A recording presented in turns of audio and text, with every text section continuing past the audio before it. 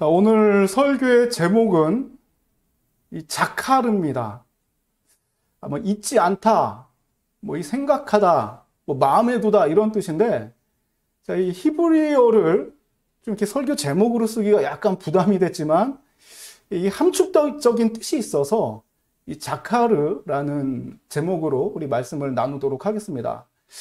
자, 우리가 뭐 모두 다 아시겠지만 이 히브리어는 거꾸로 읽어야 됩니다. 이 아랍어처럼 히브리어는 우리나라는 이 왼쪽에서 오른쪽으로 읽지만 히브리어는 거꾸로 이 오른쪽에서 왼쪽으로 읽습니다. 그래서 이 자판을 칠 때 굉장히 좀 헷갈리기도 합니다. 자, 얼마 전 이 미국의 그 상공회의소에서 2021년 그 경제 회복에 대한 전망을 발표하였습니다. 지금 이 전 세계적으로 우리나라를 포함해서 유럽이건 뭐 미국이건 뭐 어디건 할 것 없이 전 세계적으로 이 K자형 성장을 하고 있고 이제 앞으로 이것이 더 뚜렷해진다고 합니다. 자, 이 지금 보이는 그림이 그 미국 언론에서 발표한 또 미국 상공회의에서 발표한 그 그래프를 토대로 이 세계적으로 지금 이슈가 되고 있는 그래프인데, 자, 이 남색을 보면은 이 성장은 분명합니다. 이 성장을 해요. 성장을 쭉 올라갑니다. 쭉 올라갑니다. 희한하게 올라갑니다. 자, 우리 삶은 지금 올라가는 것 같지 않은데 이 주가도 오르고 모든 이 뭐 부동산도 오르고 뭐 비트코인까지 오르고 다 올라갑니다. 근데 우리는 올라가는 거가 아니죠. 우리는 내려가고 있죠. 자, 그 발표한 내용대로 하면 이 기술주나 전자상거래, 이 소프트웨어는 성장을 하고 여행업, 서비스업, 관광업은 마이너스 성장을 합니다.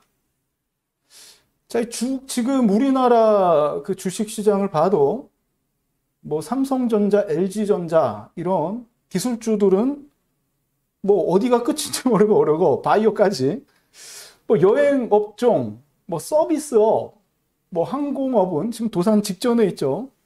자, 이 내용을 그대로 우리나라 언론에서 가져와서 더 자세히 설명을 했는데 이 글씨가 굉장히 조그맣니다. 또 이 그림을 토대로 KBS에서 더 간단하게 이 K자형 성장 곡선이라고 이 언론에 발표를 합니다. 자, 이 선진국, 자, 위쪽에 있는 이 위쪽 K분의 위로 다 올라가고 싶죠, 우리도. 이 위쪽은 선진국, 나라로 따지면. 자, 선진국이나 이 뭐 정보통신 부분, 뭐 소프트웨어, 바이오 산업, 또 이 좀 자세한 그림을 좀 볼게요. 뭐 대기업, 주택시장, 그리고 뭐 고소득자나 고학력자, 이 장년층은 상대적으로 위로 올라가는 곡선을 탑니다. 자, 이 나라로 따지면은 신흥국, 또 요식업, 관광업, 전통시장, 중소기업, 또 이 상업용 부동산, 주택시장 말고 상업용 부동산은 이 밑으로 내려가는 곡선을 타고 있다고 합니다. 자, 그리고 저소득자일수록 또 청년층일수록 밑에 하향 곡선을 타고 지금 급속하게 내려가고 있다고 합니다. 자, 이 간단한 그림으로 보면은 자산을 가지고 있는 사람들, 이것이 이 물질이 되었건 아니면은 지식이 되었건 간에 무언가를 가지고 있는 사람들은 위쪽 그래프로 성장을 하게 되고, 무언가가 부족한 사람들, 자산이 없는 사람들, 하루하루 움직이지 않으면 이 일용할 양식을 얻기가 매우 힘든 사람들일수록 이 밑에 마이너스 곡선을 타고 있다는 것입니다. 이 굉장히 좋지 않은 그림입니다. 아, 참 희한하죠.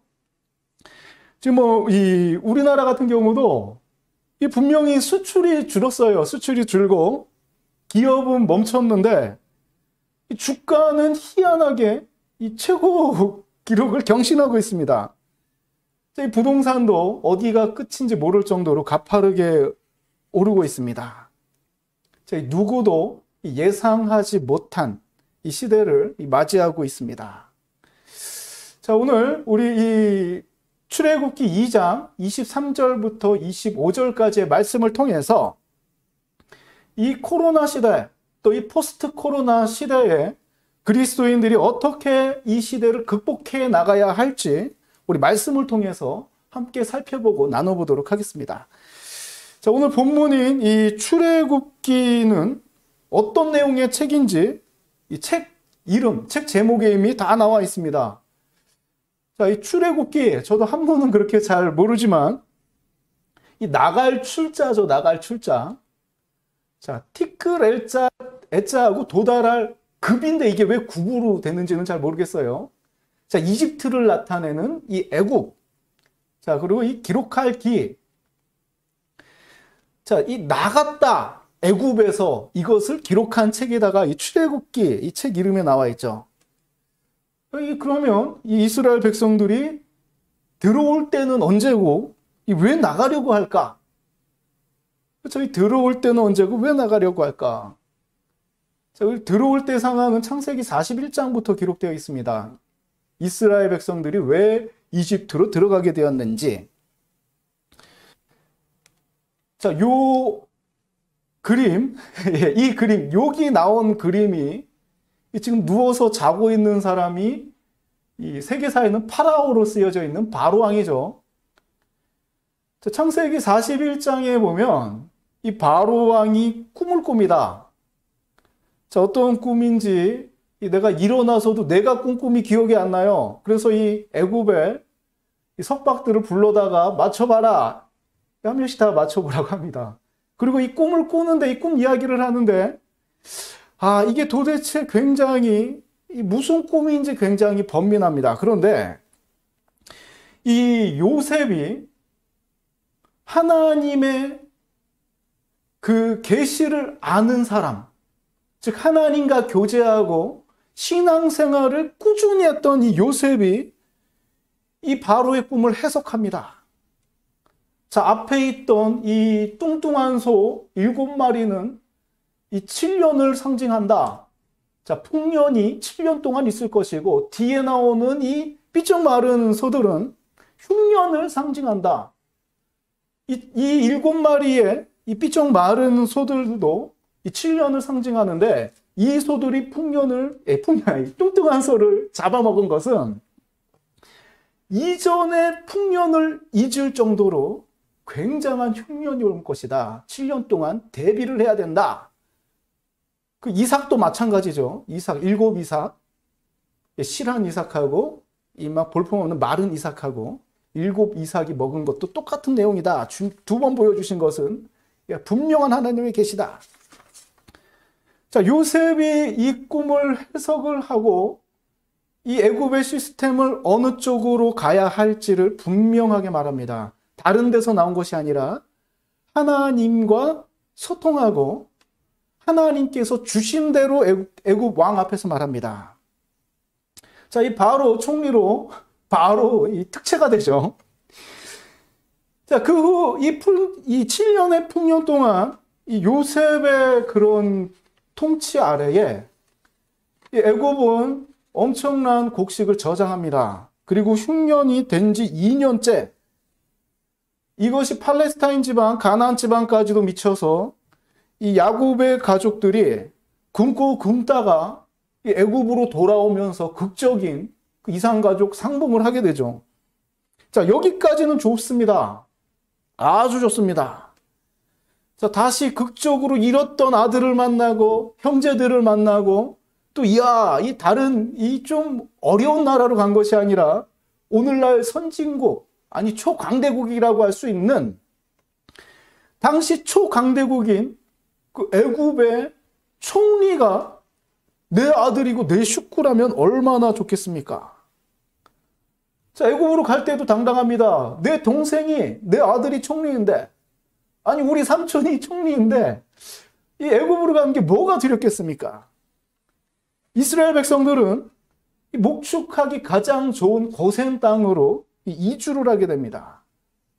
자, 여기까지는 너무 좋은 꽃길이었는데 이 창세기 41장부터 쭉 이어지면서 출애굽기로 넘어오자 이 내용이 분위기가 점점 바뀝니다.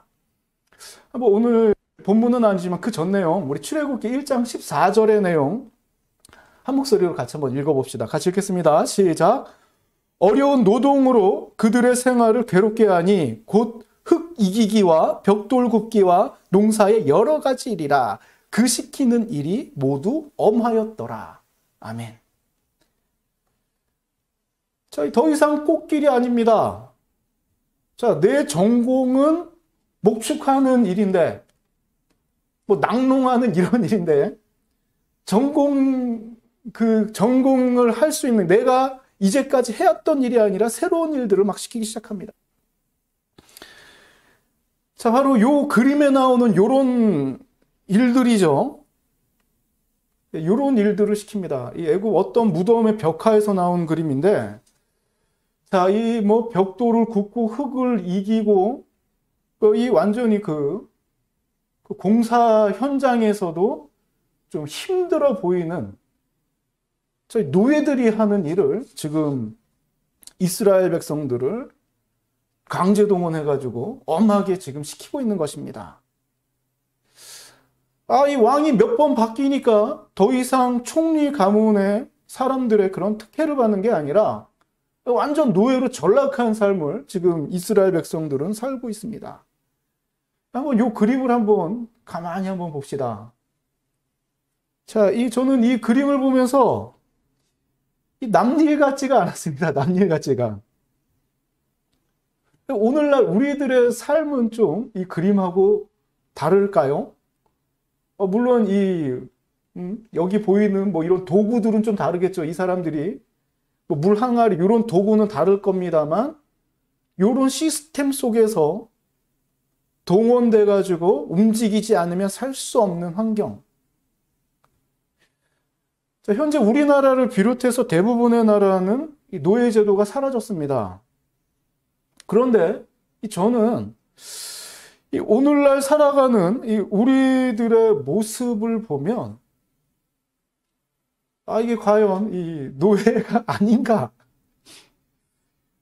왜 노예 같은 삶이라고 느껴질 때가 이렇게 종종 있을까? 참 이 압박감이라는 거 있지 않습니까? 삶의 압박감. 지금 이 주위는 좀 다르지만 거대한 경제 시스템 속에서 이 무언가를 하지 않으면 안 되는 시대입니다. 그리고 이런 경제 시스템이 거대해지다 보니까 이 경제력을 잃으면 끝장입니다. 이 국가도 경제력을 잃으면 지금 뭐 도산하면은 그 국가도 끝나는 거죠. 이 국가뿐만 아닙니다. 기업도 마찬가지고 단체도 마찬가지. 이 경제력을 잃으면 굉장히 힘들어집니다. 이거를 어떻게든지 막 붙잡으려고 지금 발버둥 치고 있습니다. 개인과 가정도 마찬가지입니다. 이 경제력을 잃으면 너무나도 힘든 그런 시스템 속에서 살아가고 있습니다. 물론 뭐 나는 자연인 뭐 이런 삶을 살면 되지만 이 제도화된 이 시스템을 벗어날 수 있습니까? 또 이 시스템을 보면은 아까 그 K형 그래프, K자형 그래프를 보면은 자, 이 꼭대기 밑으로 가는 사선이 아니라 위로 올라가는 사선으로 가야 하는데 자, 이 시스템은 이 피라미드화가 되어 있습니다. 위로 가는 쪽은 많지가 않습니다. 밑으로 가는 쪽은 점점점 늘어나는데 위로 가는 쪽은 더 가파라지고 더 힘들어집니다.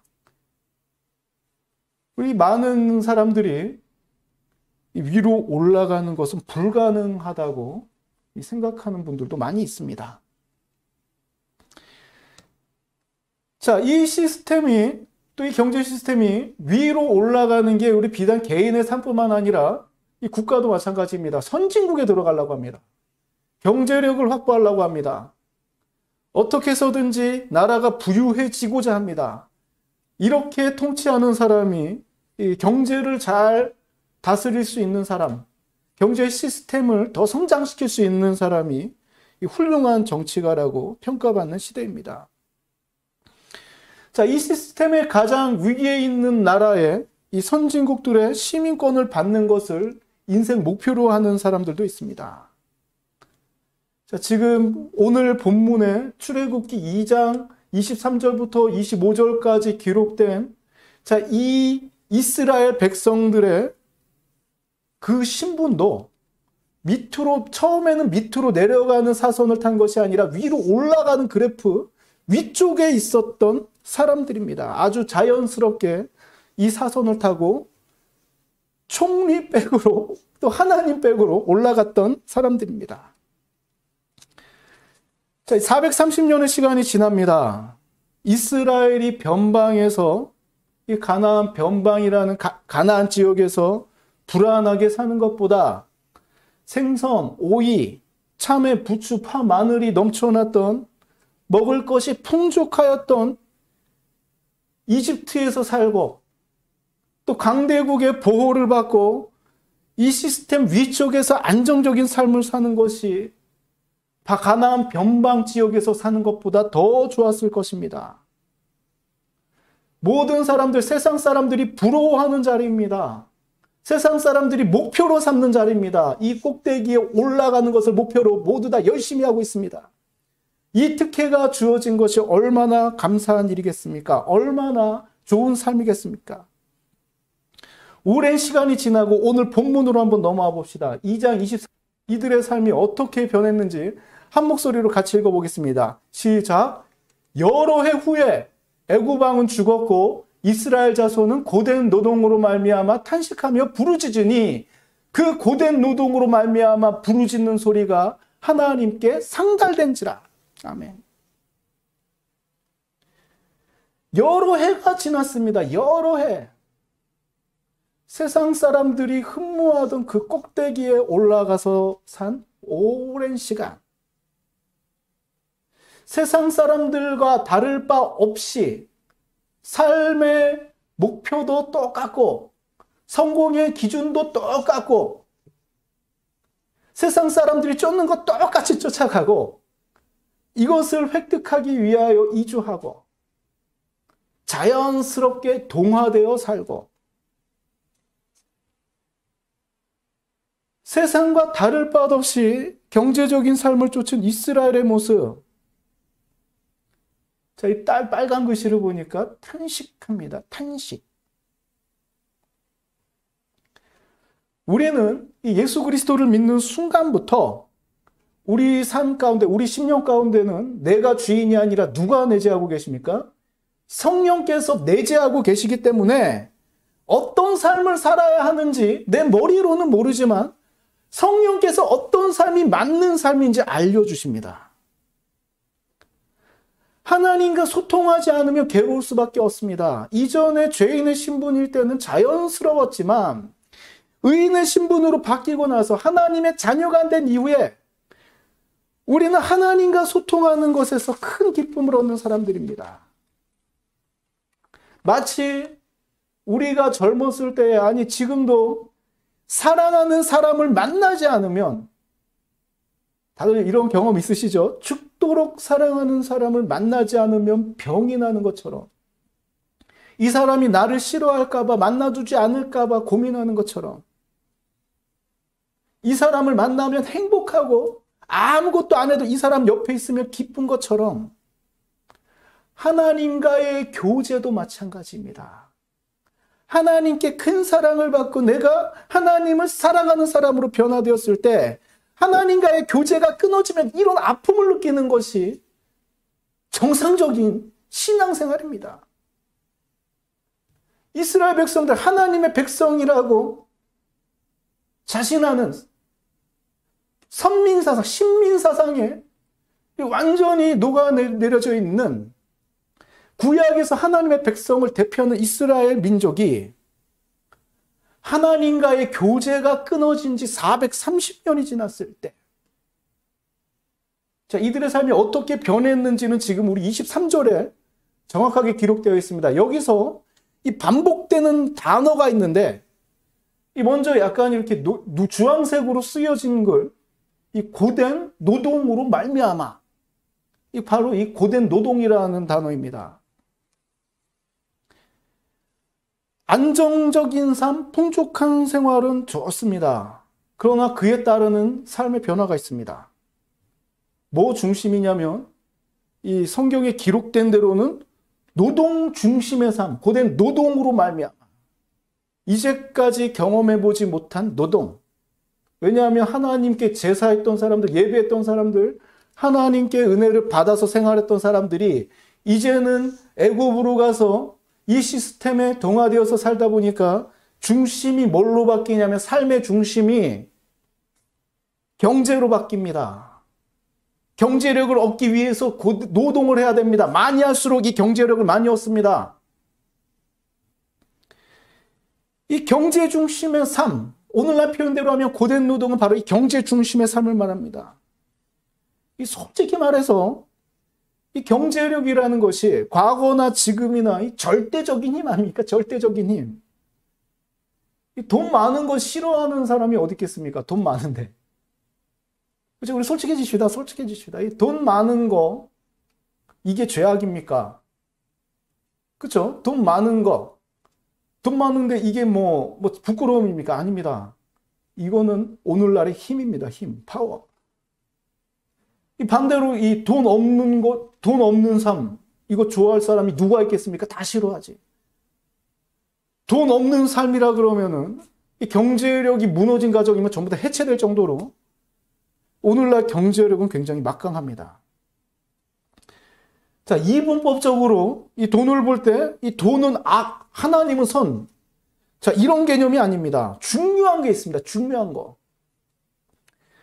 따라합시다. 돈 위에 하나님이 계시다. 자, 우리 그리스도인들의 삶은 물론 경제 활동도 하고 이것을 얻기 위해서 최선을 다해야 되지만 자, 이것을 최고로 여기면 안 된다는 것이에요. 내 삶의 목표가 이 돈이 최고가 아니라 하나님 최고여야 합니다. 돈을 바라보고 사는 것이 아니라 그 위에 계신, 우리의 성공의 그 위에 계신, 이 세상의 꼭대기 그 너머에 계신, 나의 성공 그 목표 그것을 주관하시는, 나의 삶을 인도하시는, 죽음까지도 이기신 하나님 바라보고 살아야 합니다. 요셉이 이 시스템 위에 하나님을 바라보았기 때문에 이 시스템 속에서 살아갔던 애굽의 석박들보다도 더 위에 있을 수 있었던 것입니다. 요셉이 애굽 시스템 위에 계신 하나님을 바라보고 끝까지 이 하나님을 향한 믿음과 사랑을 지켰기 때문에 요셉이 애굽의 시스템을 변화시키기 시작합니다. 우리들도 이 시스템 속에서 살아갈 때에 위에 계신 하나님을 바라보면 됩니다. 자, 우리 옆에 있는 식구들에게 말합시다. 하나님이 최고입니다. 하나님 최고라는 생각을 늘 잊지 마십시오. 다시 이 본문으로 들어와서 이스라엘 백성이 이 경제 중심의 삶을 살아간 지 430년이라는 긴 시간이 지나고 이스라엘의 삶은 애굽 경제 시스템에 짓눌린 상태가 됩니다. 하나님 백성으로서 정체성을 완전히 잃어버린 상태. 예배도 못 드리는 상태. 이게 너무 고되다 보니까 이 시스템 속에서 살아가는 게 너무나도 바쁘고 너무나도 분주하고 여유가 없다 보니까 이 하나님을 향한 예배를 잃어버리고 신앙생활을 유지할 수 없을 것 같은 그 신앙의 정체성을 잃어간 중에 그래도 정말 잘한 일이 하나 있습니다. 자, 두 번째로 반복되는 단어가 하나 있습니다. 자, 여기 이 고된 노동이라는 단어가 두 번 반복되는데 똑같이 두 번 반복되는 단어, 우리 파란색 글씨를 보면 바로 이 부르짖다라는 단어입니다. 자, 이 참 바람직합니다. 뭔가 내 삶에 잘못되었을 때 저는 이제 항상 강조합니다. 우리가 신앙생활을 하면서 얼굴에 철판 깔 때가 있어야 됩니다. 내가 내 마음대로 막 살다가 뭔가 번쩍 아이고 이러다 큰일 나겠구나, 아니면 큰일 났구나, 얼굴에 철판 깔고 하나님께 돌아와야 됩니다. 돌아오면 됩니다. 이제까지 이 푸른색 글씨 고된 노동으로 살았던 어떻던 상관없이 이스라엘 백성들이 뭐 나의 삶이 세상의 중심이건 사람 중심이건 상관없이 지금 내 상황 속에서 하나님을 하나님을 찾았다는 게 중요한 것입니다. 예배를 드리지 않았는데, 제사를 드린 지가 오랜 시간 지났는데, 한 대가 아니라 우리 아버지도 안 드렸고 할아버지도 안 드렸고 4대째니까, 이 4대가 지나니까, 야, 이렇게 완전히 이제 세상 사람들과 다를 바 없는 모습인데 나를 받아주실까? 이런 의문은 하나님께서 주시는 생각이 아닙니다. 마치 세상 속에서 방황하고 모든 것을 다 허비한 후에 다 잃고 나서 마지막으로 예수님을 찾아왔던 혈루증 여인처럼, 또 아버지의 가산을 갖다가 흥청망청 완전히 탕진하고 돌아온 둘째 아들처럼 다 잃고, 그래도 뻔뻔하게 하나님 백성이라고 찾아가는 찾는 그 마음을 하나님께서는 기뻐 받아주신다는 것입니다. 이스라엘 백성들이 부르짖을 때 하나님께서는 품으십니다. 우리 24절의 내용 같이 한번 읽어봅시다. 시작. 하나님이 그들의 고통 소리를 들으시고 하나님이 아브라함과 이삭과 야곱에게 세운 그의 언약을 기억하사.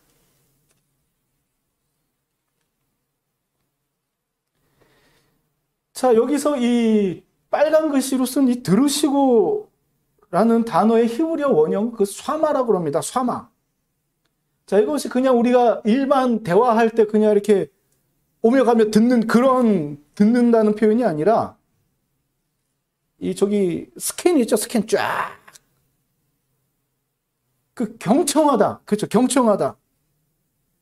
세세한 것까지, 토시까지, 숨소리까지, 목소리의 그 톤, 그 파형까지 기억할 정도로 세세하게 듣는 그 뜻을 표현할 때 쏴마라는 표현을 씁니다. 이 단어 속에는 하나님께서 이렇게 스캔하면서 세세하게 톤까지 어떤 마음인지 세세하게 흡수하면서 들으시는 것, 여기서 멈추는 게 아니라 이렇게 스캔하고 응답하실 것까지 포함되어 있는 단어입니다. 즉, 내 삶이 어떻게 되었든지 간에 하나님을 찾을 때, 그 마음으로 하나님 앞에 기도할 때 하나님께서는 그 기도를 어떤 게 필요한지 짜자자자자자자 딱 스캔을 하시고 무엇을 주실지까지도 스탠바이한 상태. 이게 쏴마입니다. 자, 그 소리를 하나님께서는 스캔하셨습니다. 이제 응답하실 것까지도 스탠바이 되어 있는 상태입니다. 그리고 더 중요한 단어가 있습니다. 오늘의 설교 제목 노란 글씨입니다. 기억하사. 자, 히브리어로 이 자카르라고 하는데, 이 기억하다는 거 맞습니다. 이 뜻이 맞습니다. 틀리지 않습니다. 그런데 여기에도 또 함축적인 뜻이 있습니다. 어떤 뜻이 있냐면, 그냥 우리가 머리로 기억하는 수준이 아니라 마음에 두다는 거예요. 마음에. 마치 갈렙이 45년 동안 하나님의 말씀을 마음에 둔 그 상태처럼, 이 마음에 두다, 생각하다, 저는 좀 요걸 갖다가 더 우리가 이해하기 쉬운 단어로, 한국 단어로 좀 표현하자면 잊지 않다는 뜻입니다. 잊지 않다. 절대로 잊지 않다. 한번 빡 들은 것, 한번 내가 너를 인정한 그것을 잊지 않는 상태.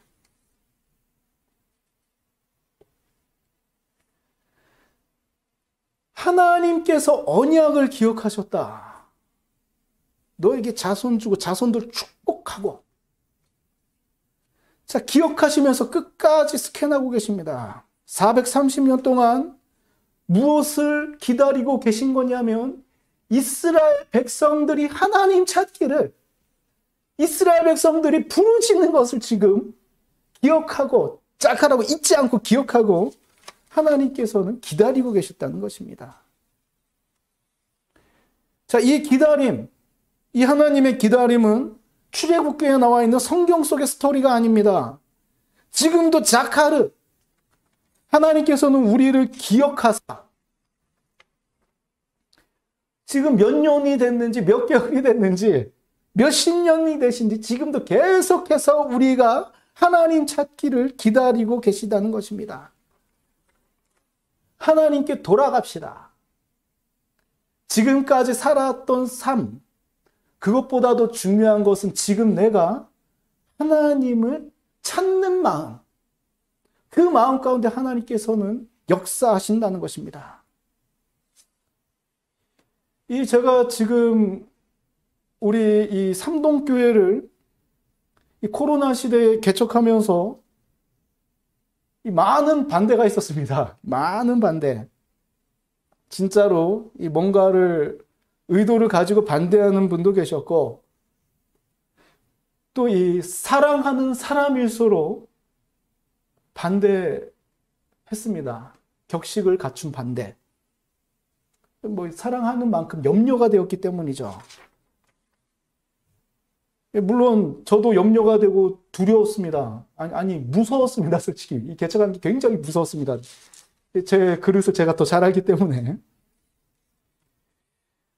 뭐 이단도 막 개척한다 그러니까 앞에 플랜카드 붙여놓을 정도로 참 대단했습니다. 그러나 이 기도하면 할수록, 이 말씀을 보면 볼수록 분명해집니다. 나를 자카르 하시는 주님께서 내 부르짖음을 기다리고 계시고, 내 부르짖음 가운데 세세하게 스캔하시고 응답하고 계시는 하나님, 하나하나 하나님께 기도할 때마다 하나님을 찾는 그 순간마다 그 시간이 얼마나 기쁜지, 기도하고 응답받는 이 삶이 회복되었을 때 정말 이 코로나 시대를 넘을 수 있는 그 10년 가운데 기쁨, 그 은혜의 충만함이 내 삶 가운데 넘치더라고요. 뭐 이 하나하나 말하기는 힘드니까 삼동교회 홈페이지를 참고해 주십시오. 자, 우리 말씀으로 돌아가서 우리 25절의 내용 같이 한번 봅니다. 자, 같이 읽겠습니다. 시작. 하나님이 이스라엘 자손을 돌보셨고 하나님이 그들을 기억하셨더라. 자, 이 사람도 이 대화를 해야 상대방을 이해하고 그 관계도 더욱 가까워집니다. 대화를 해야 됩니다. 근데 뭐 요즘 뭐 청소년들이나 뭐 젊은 더 나이가 어린 계층은, 그런 나이가 어린 분들은 직접 대화를 안 하죠. 옆에 앉아도 전부 다 이걸로 따다다 이걸로 막 합니다. 굉장히 제가 보기에는 손가락 보니까 제가 말하는 것보다 손가락이 더 빠른, 따다다닥 막 이걸 서로 옆에 있더라도 이런 식으로라도 대화를 해야지, 커뮤니케이션을 해야지 상대방을 이해하고 상대방과의 관계도 가까워지고, 또 뭔가 어색하거나 뭔가 잘못되고 꼬였던 것도 대화해야지, 커뮤니케이션을 해야지 풀립니다. 하나님과의 대화, 기도도 마찬가지입니다. 이 기도하지 않고 하나님의 뜻을 알 수 있을까? 물론 말씀을 보고 알 수 있죠. 그러나 기도하지 않는 사람이 하나님의 뜻을 알 수 있을까? 이 기도와 말씀은 수레바퀴의 그 양쪽 바퀴처럼 같이 가야 됩니다. 하나만 치중해도 뭐 맴돌거나 좀 다른 방향으로 갈 수 있습니다. 기도만 강조하는 거 굉장히 위험합니다만, 자, 이 하나님의 뜻을 알기 위해서 우리는 말씀을 보고 그에 따라서 기도해야 됩니다. 이 말씀을 우리가 100% 다 이해할 수 있는 사람이 있을까, 세상에? 물론 이해하지 못하는 부분은 누가 채워주시는 겁니까? 성령께서 채워주시는 겁니다. 지식으로 성경 해석하면 이단됩니다. 지식으로 말씀을 접근하면 전부 다 잘못됩니다. 하지만 우리가 이해하지 못합니다. 하나님 도대체 무엇을 말씀하고 계신 겁니까? 하나님이 말씀 붙들고 살아야 되는데 어떻게 살아야 됩니까? 하나님, 나 지금 말씀 읽을 힘이 없습니다. 고된 노동으로 말미암아 내가 지금 탄식하며 죽겠습니다. 주님, 나를 살려주십시오. 자, 내가 하나님과 계속해서 커뮤니케이션을 해야 막혔던 관계도 풀리는 거고, 하나님의 뜻을 알고 마치 요셉과도 같이 바울과도 같이 이 세상을 갖다 변화시킬 수 있는 이 시스템 위에 계신 하나님과 소통해야 된다는 것입니다. 이 누구보다도 하나님의 뜻을 가장 잘 알고 계시는 예수님께서도 새벽이건 밤이건 이 젊은 제자들이 깨어있건 잠이 들건 이 기도에 힘쓰시는 모습을 보여주십니다. 의사인 누가가 기록할 때에 마치 땀방울 떨어지는 게 핏방울 떨어지는 것처럼 같다고 표현할 정도로 기도의 열심인 모습을 예수님께서는 우리에게 보여주셨습니다. 대화해야 풀립니다. 자, 우리 옆에 있는 식구들과 이게 한 번 더 대화합시다. 자, 우리 서로 바라보고 앞으로 대화 열심히 합시다. 자, 또 한 번 더 고백합시다. 하나님과 대화도 열심히 합시다. 우리가 성전에 모여서 또 성전에서 기도하기가 힘든 시대이지만 삶의 현장에서 하나님을 향해 영적으로 부르짖으십시오. 내 삶의 모든 것을 놓고 기도하십시오. 힘든 것 당연히 기도하십시오. 지금 나의 모습이 중요한 것이 아닙니다. 물론 내가 내 모습을 볼 때는 회복 불능 상태로 볼 수 있겠지만 그것은 내 생각이고 내 위에 계신 하나님, 내 죽어야 될 나를 생명으로 변화시키신 그 부활의 하나님의 능력이 지금 회복 불능인 상태인 내 삶까지도 변화시켜 주신다는 것을 믿고 기도할 때에 하나님께서는 그 찾는 마음을 기뻐하시고 이스라엘 백성들을 돌보신 것처럼 우리의 삶을 돌봐주실 것입니다. 이 신앙생활을 했던 사람들, 제가 지금 개척을 준비하기 전까지 좀 이렇게 많은 그 막힘과 또 이 많은 좀 그런 굴곡이 있었습니다. 한 6개월 정도의 그 시간 가운데 여러 가지 일을 좀 경험을 했습니다. 자, 그런 중에 만났던 사람들, 참 재밌는 게 6개월 그 시간 가운데 저랑 대화했던 사람들이 저는 다 이렇게 교회 안 다니고 신앙생활을 안 하는 분들인 줄 알았는데 놀랍게도 다 교회 가본 경험이 있는 거예요. 야, 그래서 정말 참 감사하더라고요. 왜 하나님께서 나를 이런 환경으로 인도하실까? 이런 분들은 만나게 하실까? 또 얘기를 들어보면 지금 다니는 분들이 아니라 과거에는 다 이 교회에 다녔던 분들입니다. 이 교회 내에서 무슨 이벤트가 있어서 상처를 받았든지 아니면 자세히는 대화를 안 했지만 삶에 어떤 일이 있어서인지 아니면 자연스럽게 이스라엘 백성들처럼 신앙생활에서 좀 멀어졌는지는 몰라도 전부 다 만나는 사람마다 다 교회를 다녔었고 하나님을 아는 사람들, 또 그 중에서는 제가 보기에는 세상 사람들과 다를 바 없는데 그 입의 고백을 보면은 나는 지금 예수 믿고 있다, 신앙생활 잘하고 있다고 그렇게 자신을 소개합니다. 물론 이런 신앙도 바람직한 신앙은 분명히 아닙니다. 분명히 아닙니다. 이 방주 안에서 구원받듯이 교회를 떠나서 구원받는다는 생각은 굉장히 위험합니다.